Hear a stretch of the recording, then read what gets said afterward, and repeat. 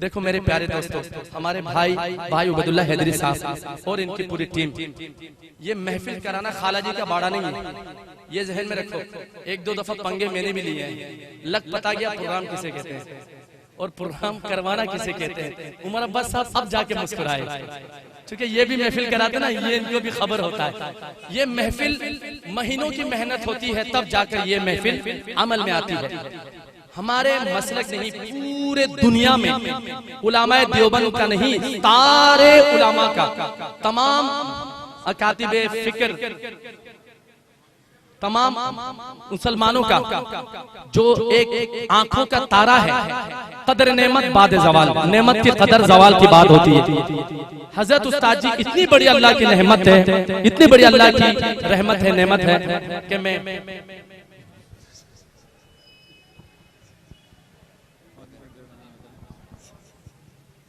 हाफिज अबू बकर मदनी साहिब इंतहाई खूबसूरत अंदाज के अंदर आपके जज्बात और एहसासात को गरमा रहे थे। अब मैं मेहमानों का शुक्रिया अदा करने के लिए और बिलखुसूस उस्ताद मोहतरम हजरत अल्लामा जाहिद और राशिदी साहिब दामद बरकातुहुम का और दीगर मेहमानों का शुक्रिया अदा करने के लिए, और मैं सारे अहबाब से गुजारिश करना चाहूँगा कि हुफ़ाज़ कराम की दस्तारबंदी भी होगी और उस्ताद मोहतरम का बयान भी होगा। इसलिए हाफिज साहब के तशरीफ़ ले जाने के बाद हमारी इस कॉन्फ्रेंस के रूह रवां हज़रत अल्लामा जाहिद और राशिदी साहिब हैं, जो अपने इल्मी नुकात से हम सब के क़ुलूब व अज़हान को मुनव्वर व मुअत्तर फरमाएंगे। उनसे क़बल मैं गुजारिश करूँगा हज़रत मौलाना उबैदुल्लाह हैदरी साहिब से कि वो मेहमानों के शुक्रिया के साथ साथ उस्ताद मोहतरम को दावत दें। नहमदुहु व नसल्ली अला रसूलिहिल करीम, अम्मा बाद, फ़अऊज़ु बिल्लाहि मिनश शैतानिर रजीम, बिस्मिल्लाहिर रहमानिर रहीम। लक़द कान लकुम फ़ी रसूलिल्लाहि उस्वतुन हसना, सदक़ल्लाहुल अज़ीम। कुछ कुफ्र में फितने फैलाए, कुछ जुल्म में शोले भड़काए, सीनों में अदावत जाग उठी, इंसान से इंसान टकराए। पामाल किया, बर्बाद किया कमजोर को ताकत वालों ने, पामाल किया, बर्बाद किया कमजोर को ताकत वालों ने। जब जुल्म सितम हद से गुजरे, तशरीफ मोहम्मद ले आए। काबिल कदर मुहतरम बुजुर्गों, दोस्तों और मुअज़्ज़ज़ सामीन, आले महल्ला, आले बाजार, मेरी बापर्दा इस्लामी माओ बहनों बेटियों, मैंने कुरान करीम की आयत मुबारका का एक मुख्तसर सा टुकड़ा आपके सामने पढ़ा है। अल्लाह ने कुरान करीम में फरमाया, जनाब रसूलुल्लाह सल्लल्लाहु अलैहि वसल्लम की सीरत तय्यबा सारी इंसानियत के लिए, आलम के लोगों के लिए नमूना है, आइडियल है। हुजूर अक़दस सल्लल्लाहु अलैहि वसल्लम की सीरत के मुताद्दिद पहलू हैं। दो पहलुओं पे दो बातें अर्ज करूंगा। सीरत का एक पहलू जनाब रसूलुल्लाह सल्लल्लाहु अलैहि वसल्लम की शान और मकाम है। अल्लाह के नबी की शान को नसर में भी उलमा उम्मत ने किताबों में लिखा, नसर में भी शुआरा ने अपने मंजूम कलाम के अंदर लिखा। हुजूर अक़दस सल्लल्लाहु अलैहि वसल्लम की शान क्या है? हजरत हसन ने कहा, अहसन मिन कलम तरक़त वैनी वाजमल मिन कलम तलिदिन निसाउ खुलिक़त मुबर्रअम मिन कुल्ली ऐबिन कअन्नका क़द खुलिक़त कमा तशाउ। नबी की शान क्या है? हजरत आयशा ने फरमाया, लना शम्सुन वलिल आफाक़ शम्सुन व शम्सी खैरुम मिन शम्सिस समा, शम्सुन नासी ततलउ बाद फज्र व शम्सी ततलउ बादल इशा। नबी की शान क्या है? नबी के चचा बोल उठे, अब युस्तस्क़ल गमाम बिवजहिही समालुल यतामा इस्मतुल लिल अरामिली। नबी की शान क्या है?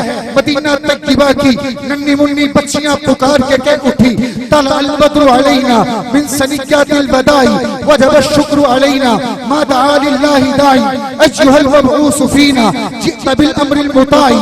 नबी की शान क्या है? किसी शायर ने क्या खूब कहा, या साहिबल जमाली व या सय्यिदल बशर मिन वजहिकल मुनीरी लक़द नुव्विरल क़मर ला युमकिनुस सनाउ कमा कान हक़्क़ुहु बादस खुदा बुजुर्ग तुई। किस्सा मुख्तसर, एक एक शेर मुस्तकिल तकरीर है, मैं तफसीलात में नहीं जाना चाहता। नबी की शान कितनी बुलंद है। अरबी के एक शायर ने नबी की शान में 40,000 अशार लिखे और आखिरी शेर का तर्जुमा एक उर्दू शायर हफीज ताइब ने किया। कहा, तकी है फिक्रे रसा मदा बाकी है लम्हे आबला पा मदा बाकी है, वरक तमाम हुआ मदा बाकी है, तमाम उम्र लिखा मदा बाकी है। वो शायर कहता है, तखय्युल पेश करता है, मेरी फिक्र सोच सोच के थक चुकी, अल्लाह के नबी की मदा बाकी है, कलम लिख लिख के घिसक के खत्म हो चुका मदा बाकी है, तमाम उम्र के शब और रोज गुजर चुके, नबी की मदा बाकी है। और जिंदगी के हर लम्हे में नबी के करीम की तारीफ की मदा तब भी बाकी है। हुजूर की शान का कोई किनारा नहीं है, हुजूर की सीरत का दूसरा पहलू अल्लाह के नबी का किरदार है। अल्लाह के नबी सल्लल्लाहु अलैहि वसल्लम ने इंसानियत के हुकूक जिक्र किए, मुआशरे के हुकूक जिक्र किए, मुआशरती हुकूक को बयान किया, मईशत के हुकूक जिक्र किए, अफसरों के हुकूक जिक्र किए, कैदियों के हुकूक जिक्र किए, पड़ोसियों के हुकूक जिक्र किए, बीवियों के हुकूक जिक्र किए, औलाद के हुकूक जिक्र किए। हम सब मिन हैसुल कौम और हुजूर के उम्मती होने की हैसियत से अगर हुजूर अकरम सल्लल्लाहु अलैहि वसल्लम की सीरत को, किरदार को अपना लें और मुआशरे के तमाम तबकात के जो हुकूक हमारी जात से वाबस्ता हैं, हम उन हुकूक को अदा करते हैं, हम बेहतरीन और कामयाब इंसान बन सकते हैं। इन दो पहलुओं पर मुख्तसर बात करके आखिर में बात को खत्म करते हुए कहूंगा, आओ दोस्तों एक काम करें, उसवाए मुस्तफा को आम करें, जिनसे होता है जमाने में उजाला, उन चरागों को एहतमाम करें। बिला तखीर तशरीफ लाते हैं उस्ताजुल उलमा हजरत मौलाना अब्दुल वाहिद रसूल नगरी साहिब दामत बरकातुहुल आलिया, और इनके बयान के मुत्तसिल बाद हमारे जामिया में कुरान करीम हिफ्ज करने वाले मुतअद्दिद तलबा इकराम की हमारे ये उस्ताद और शयूख अपने मुबारक हाथों से दस्तारबंदी फरमाएंगे। और दस्तारबंदी के बाद हजरत शेखुल हदीस साहब दामत बरकातुहुल आलिया का इंतहाई जामे माने बयान होगा और उसके बाद दुआ होगी। दुआ के आखिरी लफ्ज तक मेरा एक भी भाई यहाँ से ना उठे। तशरीफ लाते हैं उस्ताद उलमा उस्ताद हजरत मौलाना अल्लामा सईद राशिदी साहब दामत बरकातुहुल आलिया।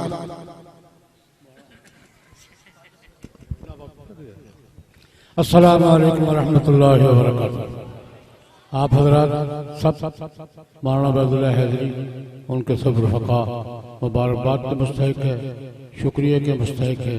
इतनी खूबसूरत वाफ़ी बपा की तक़रीर तो फरमाएंगे हजरत मौलाना अब्दुल वाहिद रसूल नगरी दामत बरकातुहू, तफसीली बात फरमाएंगे। मैं एक वाक़या सुनाऊँगा छोटा सा, और उसके बाद अगर दस्तारबंदी करनी है तो होगी, फिर मौलाना जाने, आप जाने और रात जाने। छोटा सा वाक़या बयान करूँगा। सीरत तय्यबा के समरात बरक़ात, दुनिया को हुजूर से क्या मिला, उस जनाब नबी करीम सल्लल्लाहु अलैहि वसल्लम के बाद 90 साल बाद का वाक़या है। एक सदी गुजर गई थी, हुकूमत थी हजरत उमर इब्न अब्दुल अजीज रहमतुल्लाह अलैह। नाम सुना है? उमर सानी कहते हैं उन्हें। हजरत उमर इब्न अब्दुल अजीज रहमतुल्लाह अलैह खलीफतुल मुस्लिमीन थे। हुजूर को 100 साल गुजर चुका था, 101 हिजरी की बात है। दमिश्क में उनकी हुकूमत तपाया तख्ता। इराक के गवर्नर थे अब्दुल हमीद। अब्दुल हमीद साहब ने, सूबाई गवर्नर ने अमीरुल मोमिनीन को रिपोर्ट की, साल खत लिखा कि हजरत इस साल मेरे सूबे से जो आमदनी हुई है, अपने सारे सूबे का बजट पूरा करके तनख्वाहें, वजीफे, जो जो भी किसी को देना था देकर कुछ पैसे बच गए हैं, उनका क्या करना है? फाजल बजट कहते हैं ऐसे। सारी दुनिया साल का पूरे खर्चे वर्चे निकाल कर कुछ पैसे बच गए, तो क्या करना है? हजरत उमर इब्न अब्दुल अजीज ने, यानी मरकज ने सूबे को जवाब दिया, ऐसा करो, सूबे में ऐलान करो, जो जो लोग मकरूज हैं और अपना कर्जा अदा करने की पोजीशन में नहीं हैं, उनके कर्जे अदा करो। आम पब्लिक, जो लोग मकरूज हैं और अपने कर्जे अदा करने की पोजीशन में नहीं हैं, उनके कर्जे से बची हुई रकम से अदा करो। हजरत उमर अब्दुल हमीद साहब ने खत में लिखा कि हजरत ये काम मैं आपके हुक्म से पहले कर सकूं। दूसरा ऑर्डर, सूबे में सर्वे करवाओ, जो बच्चे बच्चियां शादी की उम्र को हैं और माँ बाप खर्चा न होने की वजह से शादी नहीं कर पा रहे, उन बच्चों की शादियां करो। जो बच्चे बच्चियां जवान हैं, माँ बाप के पास शादी का वाजिब खर्चा नहीं है, उनकी शादियां करवाओ। उनके हजरत ये भी कर चुका हूं। तीसरा खत, जिन खामदों ने अभी तक बीवियों के महर नहीं दिए, उनमें से जो महर देने की पोजीशन में नहीं है, उनके महर अदा कर। जवाब आया, ये भी कर चुका हूं। 4 खत हैं, ये चारों के चारों खत किताबुल अम्वाल में 30वीं सदी के मुहद्दिस हैं इमाम अबू उबैद, उनकी किताब में बाहवाला ये 4 खत दर्ज है। 3 ये है, चौथा ये भी कर चुका हूं। तो फिर ऐसा करो, फिर जमीनें जो आबाद नहीं है उनकी प्लाटिंग करवाओ, और किसानों को जमीन आबाद करने के लिए आसान किस्तों पर कर्ज दे। ये चौथा खत। एक जगह ये मैंने वाकया बयान किया, कराची की बात है।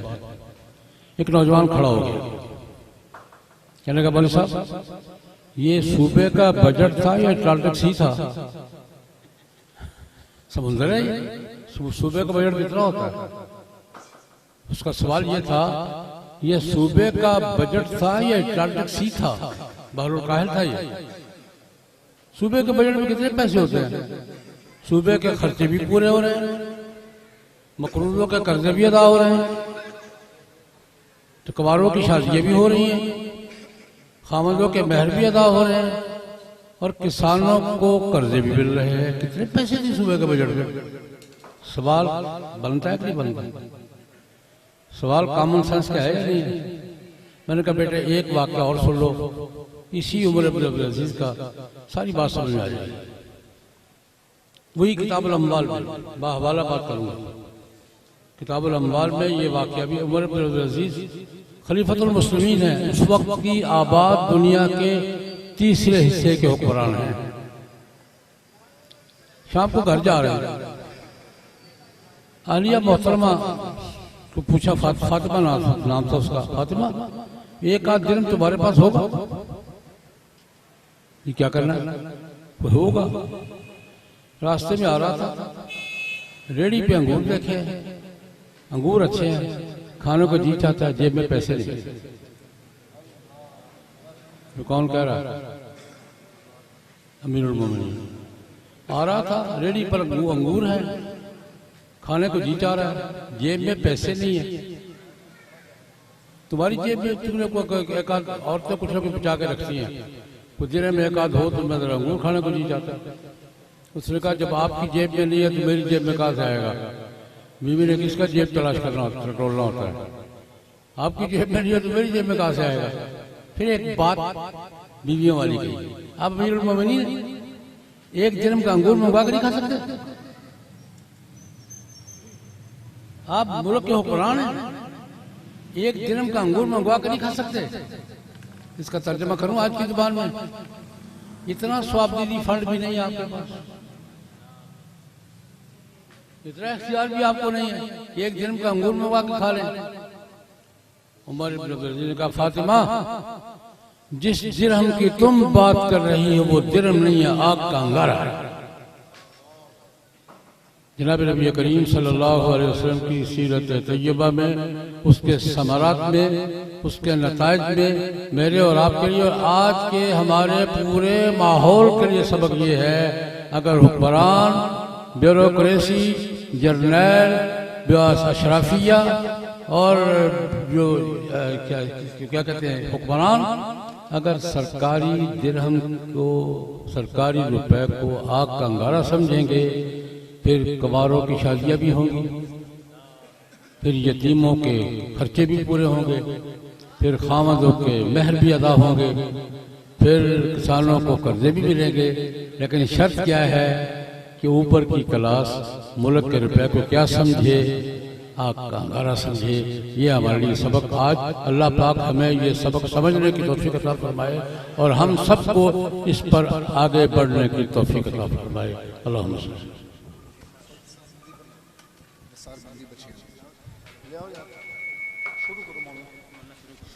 जिन जिन हुफ़ाज़ का नाम लिया जाएगा बराए करम उस्ताद मोहतरम एक और प्रोग्राम पे तशरीफ ले जा रहे हैं। हाफिज मोहम्मद तलहा शकील, हाफिज मोहम्मद नौफिल, हाफिज अब्दुल राफे, हाफिज अब्दुल रहमान, हाफिज अली आसिफ, हाफिज अब्दुल्ला भट्ट, हाफिज रईस अहमद, हाफिज हुज़ैफा काशिफ, हाफिज रुम्मान आरिफ, हाफिज अब्दुल हन्नान, हाफिज मोतीउल्लाह, हाफिज मोहम्मद आज़ान इदरीस, हाफिज मोहम्मद उमर, हाफिज मोहम्मद मूसा, हाफिज मोहम्मद फुरकान, हाफिज अब्दुल हादी, हाफिज अबू उबैदा, हाफिज सुभान शफीक। ये वो हुफ़ाज़ किराम हैं कि जिन्होंने रब ताला की लारैब किताब को अपने सीने के अंदर जमा किया है। हाफिज इमरान साहिब, मैं तमाम हुफ़ाज़ से गुजारिश करूंगा कि वह जल्द से स्टेज पर तशरीफ लाएं और उस्ताद मोहतरम के दस्ते शफ़क़त से अपनी दस्तार को मुनव्वर और मुअत्तर फरमाएं।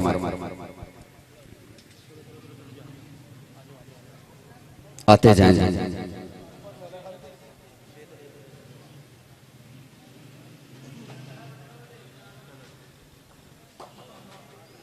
बाकी तमाम अहबाब तशरीफ रखें। हाफिज सुभान शफीक के बाद हाफिज रेहान तशरीफ लाएं स्टेज पे। बाकी तमाम अहबाब से गुजारिश है अपने अपने नशिस्तों पर तशरीफ रखें। इसके बाद उस्ताजुल उलमा उस्ताजुल खुतबा हजरत अल्लामा अब्दुल वाहिद रसूल नगरी साहिब का भी बयान होगा। तमाम अहबाब से गुजारिश है कि अपनी अपनी नशिस्तों पर तशरीफ रखें।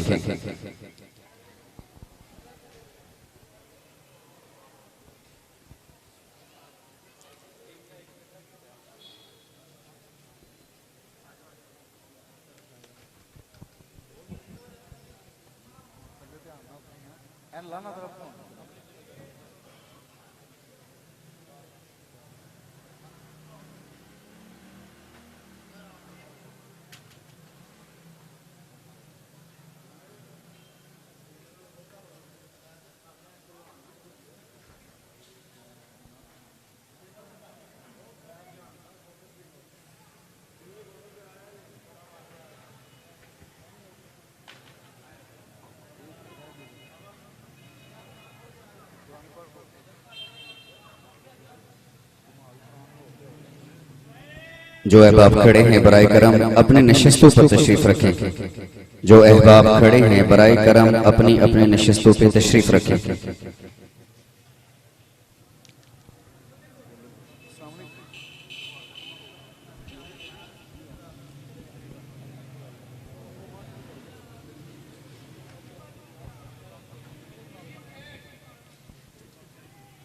मैं उस्ताद मोहतरम हजरत अल्लामा ज़ाहिद राशिदी साहिब का मरकजी उलमा कौंसिल सिटी गुजरांवाला के तमाम अराकीन बिलखुसूस हमारे इदारे के तमाम असातिज़ाए किराम और हमारे इस कॉन्फ्रेंस को चार चांद लगाने वाले जितने भी अराकीन हैं, मैं सबकी तरफ से उस्ताद मोहतरम का दिल की अथाह गहराइयों से मशकूर और ममनून हो कि उस्ताद मोहतरम ने अपनी कीमती साआत में से हमें भी कुछ साआत इनायत फरमाकर हमारी हौसला अफजाई फरमाई।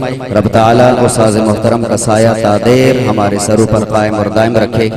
मैं बिला ताखीर बिला तमहीर हमारे गुजरांवाला के नहीं बल्कि मुल्क पाकिस्तान के अजीम खतीब इस्लाम उस्ताजुल उलमा वल खुतबा हजरत अल्लामा अब्दुल वाहिद रसूल नगरी साहिब से मुअद्दिबाना रिक्वेस्ट करता हूँ कि वो माइक पे तशरीफ लाएं और अपने इल्मी नुकात से हमारे सामईन को माज़ूज़ फरमाएं। तशरीफ लाते हैं हजरत अल्लामा अब्दुल वाहिद रसूल नगरी साहिब।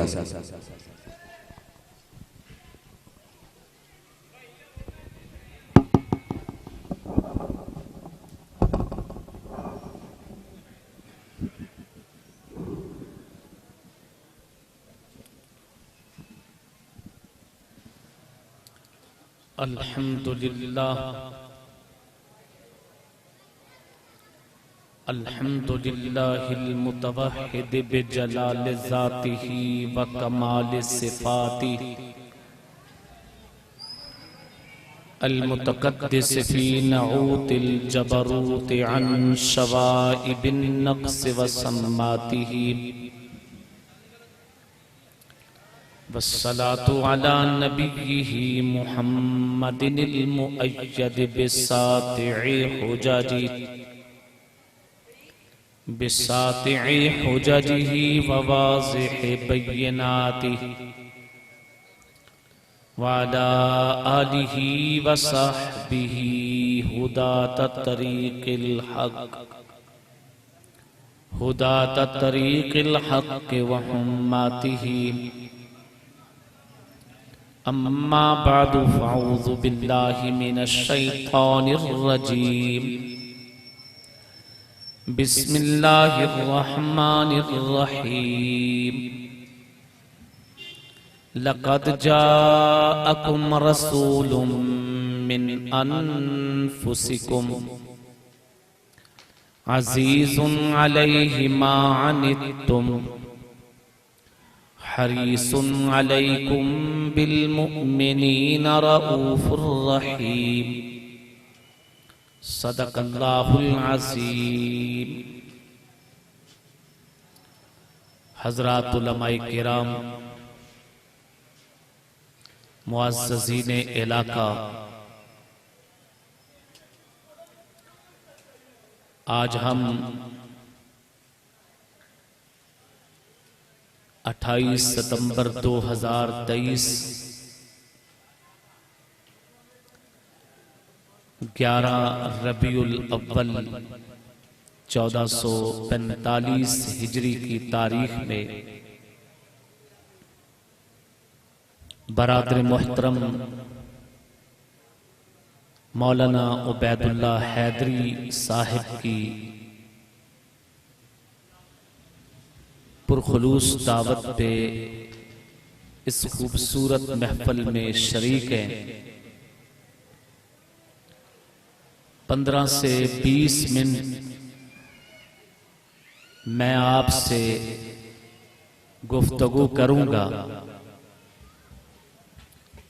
इस उम्मीद के साथ कि पूरी तवज्जो आप मेरी मारूज़ात की तरफ रखेंगे। उन्वान गुफ्तगू है महफ़िल हम्दोनात व ज़िक्र सीरत। हम्दोनात आप समात फरमा चुके, अब एक पहलू मेरे हिस्से का रह गया, तज़किरा सीरत। इस पे मैं 2-3 बातें इख्तिसार के साथ हजूर अकरम सल्लल्लाहु अलैहि व आलिहि वसल्लम की पाकीज़ा सीरत का तज़किरा सदियों से होता आ रहा है,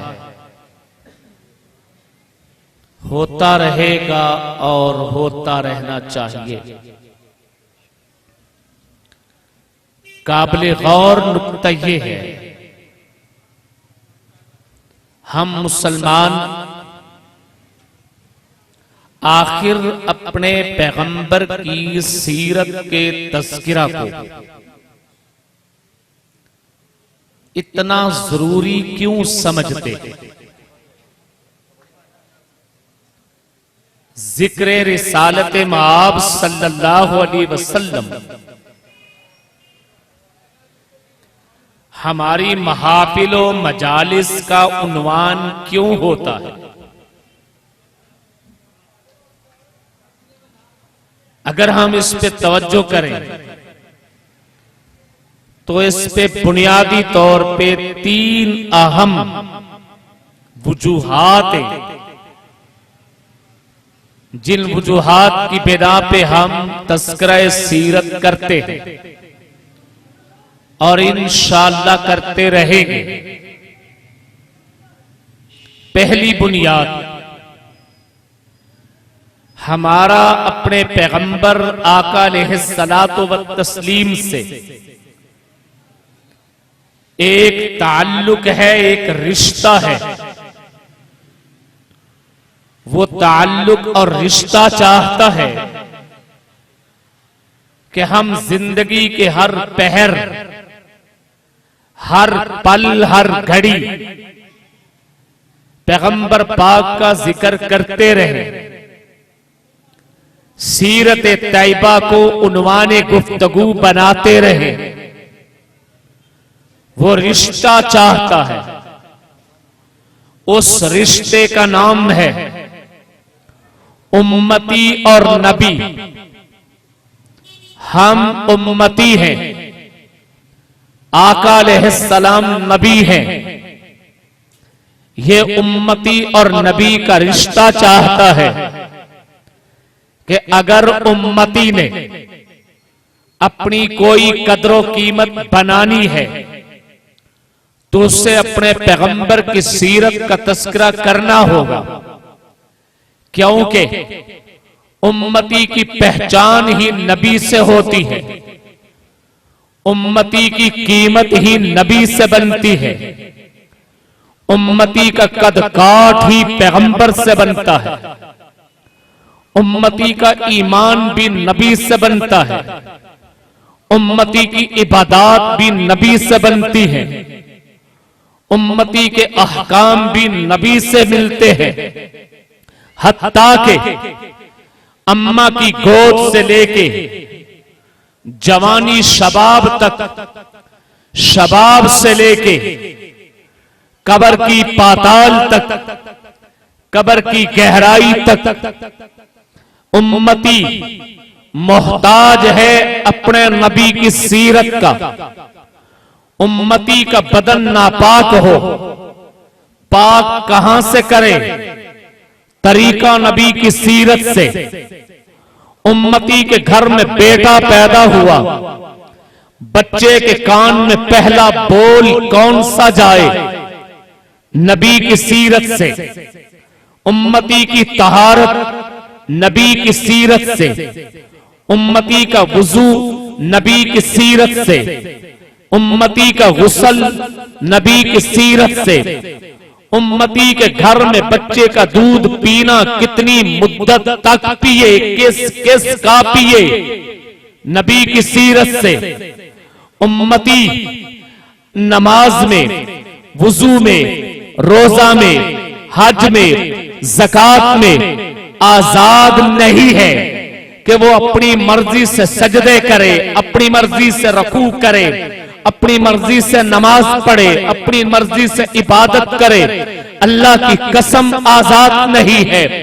आज हमने नमाज इशा अदा की, 4 फर्ज अदा किए।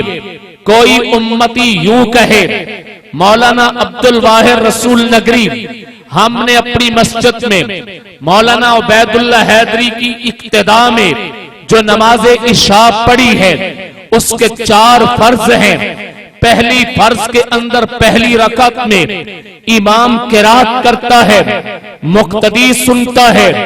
हाँ, और फिर किरात के बाद रुकू में, सजदा में अगर मैं नमाज यूं पढ़ूं कि मैं नमाज में किरात भी करूं, रकू भी करूं, सजदा भी करूं, कयाम भी करूं, क्या मेरी नमाज को मानोगे? अब वो तरीका बताता है। वो कहता है कि मैं अल्लाहु अकबर कह के सजदा में चला जाऊं, सजदे में मैं किरात करूंगा और फिर अल्लाहु अकबर कह के मैं रकू में चला आऊं और रकू में मैं अत्तहियात पढ़ूंगा और फिर मैं अल्लाहु अकबर कह के कयाम में चला जाऊं और कयाम में मैं तस्बीहात पढ़ूंगा, सुभान अल्लाह, अल्हम्दुलिल्लाह पढ़ूंगा या दीगर रकू सजदे की तस्बीहात पढ़ूंगा। इस तरह मैं 4 रकातें पूरी करूंगा। आपका इमाम आखिरी रकात बैठ के पूरी करता है, आखिरी रकात में अत्तहियात बैठ के पढ़ता है और तशहुद बैठ के पढ़ता है, दुआएं बैठ के पढ़ता है। लेकिन मैं खड़े होके पढ़ूंगा, मैं पढ़ूंगा वही जो वो पढ़ता है। मेरी नमाज में रुकू भी है, सजदा भी है, कयाम भी है, किरात भी है, तशहुद भी है, तस्बीहात भी है, रकातें 4 है, कोई अमल अलग नहीं किया। अब मैं सलाम फेरता हूं, फर्क इतना है उसने बैठ के कादा के अंदर सलाम फेरा, मैं खड़े होकर सलाम फेरता हूं। 4 रकातें मेरी मान लोगे तो मेरा जवाब के नहीं मानता। दूसरी मस्जिद के मुफ्ती से पूछ लो, मान लोगे? जवाब नहीं मानता। तीसरी मस्जिद के मुफ्ती से पूछ लो, जवाब ये कि नहीं मानता। इसलिए कि रब्बुल आलमीन को सिर्फ तेरे सजदों की जरूरत नहीं, तेरे कयाम की जरूरत नहीं, तेरे रकू की जरूरत नहीं, तेरी तस्बीहात की जरूरत नहीं, तेरे तशहुदात की जरूरत नहीं, तेरी हम्दो सना की जरूरत नहीं। रब को जरूरत है कि तू सजदा भी ले तो नबी की सीरत से, रकू भी ले नबी की सीरत से, कयाम भी ले नबी की सीरत से, और रब की हम्दो सना भी ले तो नबी की सीरत से। तो हम तस्करे सीरत को इसलिए जरूरी समझते हैं कि तस्करे सीरत हमारा नबी से रिश्ता है कि हम उम्मती हैं, आका हमारे नबी हैं। मेरा रोजा रोजा नहीं होगा जब तक नबी की सीरत से ना हो, मेरा हज हज नहीं होगा जब तक नबी की सीरत से ना हो, मेरी कुर्बानी कुर्बानी नहीं होगी जब तक नबी की सीरत से ना हो, मेरी ईद उल फितर ईद उल अजहा ईदैन नहीं होगी जब तक नबी की सीरत से ना हो। मैं अपने जानवर के गले पे छुरी चला लूं उस वक्त तक हलाल नहीं होगा जब तक नबी की सीरत से ना हो। तो मेरा मरना भी, मेरा जीना भी, मेरी खुशी भी, मेरी गमी भी, मेरी तहारत भी, मेरा वुजू भी, मेरा कयाम भी, मेरा रकू भी, मेरा सजूद भी, मेरे रिश्ते भी, मेरे नाते भी, मेरे निकाह भी, मेरी तलाकें भी, मेरे खुला भी, ये सभी कुछ तब जाके होंगे जब नबी की सीरत से लेंगे। इसलिए तस्करा सीरत जरूरी है। पहली बुनियाद सामने आई। दूसरी बुनियाद, हम तस्करा सीरत क्यों जरूरी समझते हैं?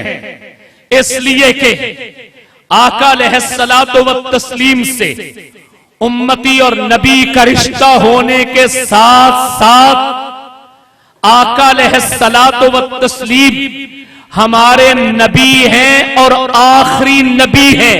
इनके बाद कोई इंसानियत के पास ऑप्शन ही नहीं, इनके बाद इंसानियत के पास कोई रास्ता ही नहीं, इनके बाद इंसानियत के पास कोई सहीफा ही नहीं, कोई किताब ही नहीं, कोई बही ही नहीं।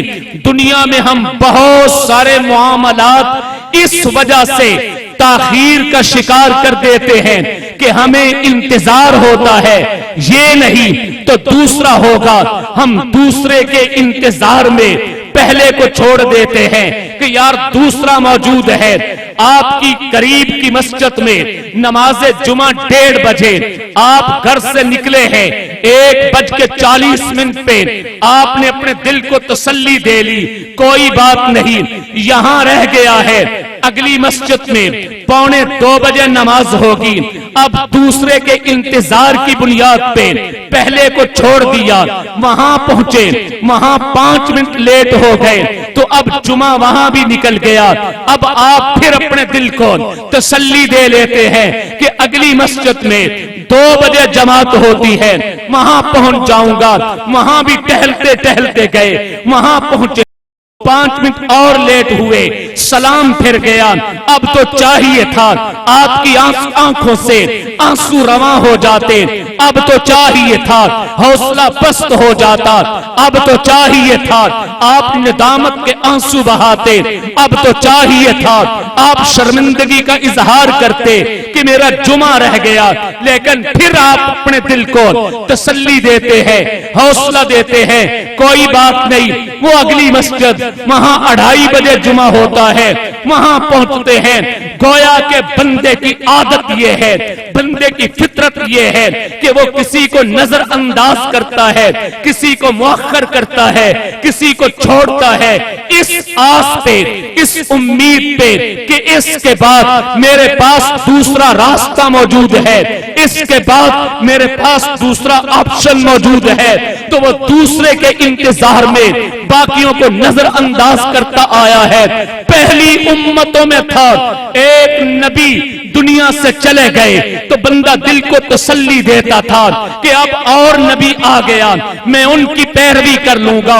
वो भी चले गए, दिल को तसल्ली दे ली, अब और नबी आ गया, मैं उनकी पैरवी कर लूंगा। हजरत इब्राहीम अलैहिस्सलाम चले गए तो हजरत इब्राहीम के बेटे हजरत इस्माइल और इसहाक नबी हैं। हजरत इस्माइल और इसहाक चले गए तो हजरत इसहाक के बेटे हजरत याकूब नबी हैं। हजरत याकूब चले गए तो उनके बेटे हजरत यूसुफ नबी हैं। इसी तरह सिलसिला नबुव्वत हजरत दाऊद चले गए, उनके बेटे हजरत सुलेमान नबी हैं। तो एक नबी के बाद दूसरे नबी की नबुव्वत का रास्ता मौजूद था। लोग दिलों को तसल्ली देते थे कि मैं इस पैगंबर का कलमा पढ़ के, इस नबी की सीरत को अपना के अपनी दुनिया भी, अपनी उकबा भी, अपनी आखिरत भी संवार लूंगा।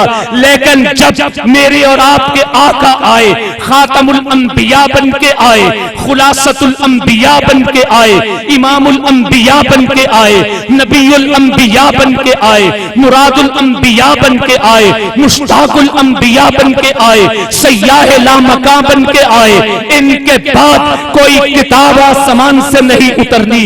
इनके बाद जिब्राइल किसी के पास वही लेके नहीं आएगा। इनके बाद कोई वही नहीं, कोई कलाम नहीं, कोई किताब नहीं। तो अब जरूरी है कि हम सिर्फ और सिर्फ इन्हीं की सीरत का तस्करा करें। हमारे पास इनके अलावा कोई रास्ता ही नहीं, हमारे पास कोई ऑप्शन ही नहीं, हमारे पास कोई दूसरी राय ही नहीं। इसलिए कि आप आखिरी नबी है, इन्हीं का तस्करा सीरत होगा। बात समझ आई? तीसरी बात, हम हजूर सल्लल्लाहु अलैहि वसल्लम का जिक्र खैर, तस्करा सीरत क्यों करते हैं? तीसरी वजह यह है कि नबी की सीरत ही कुरान फहमी का सबसे बड़ा मजबूत जखीरा है। कुरान की तशरीह, कुरान की वजाहत, कुरान की तफसीर, कुरान की आयात की तशरीह, अहकामे कुरान की वजाहत, अहकामे कुरान की अमली ताबीर, अहकामे कुरान की अमली तस्वीर, ये सीरत के बगैर मुमकिन ही नहीं। इसलिए जो बंदा भी कुरान समझना चाहता है, जो बंदा भी कुरान की तालीम को अमल की तस्वीर देना चाहता है, तो उसके लिए तस्करा सीरत हर हाल जरूरी है। इसलिए हम तस्करा सीरत को हर हाल में, हर वक्त में, हर आन, हर घड़ी करते रहे हैं, कर रहे हैं, इंशाअल्लाह करते रहेंगे। मैं इन्हीं गुजारिशात के साथ बरादर मुहतरम मौलाना उबैदुल्लाह हैदरी साहब को इस कामयाब प्रोग्राम के इनेकाद पे मुबारकबाद पेश करता हूँ। अस्सलामु अलैकुम। अल्हम्दुलिल्लाहि रब्बिल आलमीन वल आक़िबतुल मुत्तक़ीन वस्सलातु वस्सलामु अला सय्यिदिल अंबियाल मुरसलीन रब्बना आतिना फिद दुनिया हसनतन व फिल आखिरति हसनतन व क़िना अज़ाबन नार व अदखिलनल जन्नत मअल अबरार या अज़ीज़ या गफ़्फ़ार। अल्लाह करीम हम सब के सगीरा कबीरा गुनाहों को मुआफ़ फरमा। ऐ अल्लाह घरों में, अस्पतालों में, इस मजलिस में इतने रूहानी जिस्मानी बीमार हैं, तमाम बीमारों को सेहत अता फरमा। ऐ अल्लाह जिन हमारे भाइयों दोस्तों ने हमारे साथ दामे दिल में सुखने कदम में जिस दर्जे में ताउन किया, अल्लाह पाक सबके ताउन को कबूल फरमा। हमारे भाई आरिफ साहब हैं और हमारे दोस्त अहबाब हैं, अल्लाह उनके वालदैन, जितने हमारे हाज़रीन मजलिस हैं, इनके वालदैन, अज़ीज़ व क़रीब वाले मोहल्ला के वालदैन, अज़ीज़ व क़रीब दुनिया से जा चुके, पूरी उम्मत मुस्लिमा के जितने अफराद दुनिया से जा चुके, सबकी मग़फ़िरत फरमा, दरजात बुलंद फरमा, इन बच्चों को बाअमल बना। ऐ अल्लाह हम सबको, जितने हमें बीमार हैं, सबको सेहत अता फरमा। मैं दुआ के अंदर भी अमूमन अपने तलबा में भी और ख़ुद भी इसका अहतमाम करता हूँ। हमारे अल्लाह ताला मुल्क की हिफाजत फरमाए, अफवाज की, हमारी एजेंसियों की, इदारों की, ये हमारे पुलिस वाले भाई हैं, ये बड़ी मोहब्बत के साथ खिदमत करते हैं, ड्यूटी देते हैं। अल्लाह ताला इन सब के जान माल ईमान आमाल में बरकत अता फरमा। अल्लाह करीम इन सब की इज्जत और नमूस की हिफाजत फरमा। अल्लाह करीम इस मुल्क की हिफाजत फरमा, इसको दिन दुगनी रात चौगुनी तरक्की अता फरमा। जिन अहबाब ने जिस दर्जे में हमारे साथ ज़ाहिरन या पर्दे में रह के जिस तरह का ताउन फरमाया, अल्लाह पाक सब के ताउन को कबूल फरमा ले। ऐ अल्लाह इन बच्चों को, इनके वालिदैन, असातिज़ा कराम, हम सब के लिए उखरवी निजात का जरिया बना। ऐ अल्लाह हम सबको हुजूर अक़दस सल्लल्लाहु अलैहि वसल्लम की सीरत तय्यबा के ऊपर अमल करने की तौफीक अता फरमा। हुजूर के बताए हुए उसूलों के मुताबिक जिंदगी गुजारने की तौफीक अता फरमा। क़यामत के दिन जनाब रसूलुल्लाह सल्लल्लाहु अलैहि वसल्लम की शिफाअत कुबरा हम सबको नसीब फरमा। सल्लल्लाहु अलैहि नबील उम्मील करीम व आलिहि व सहबिहि अजमाइन बिरहमतिका या अरहमर राहिमीन। आप तमाम अहबाब का बहुत बहुत शुक्रिया। जज़ाकुमुल्लाहु खैरा। फजर की नमाज कोशिश करें जमात के साथ पढ़ें।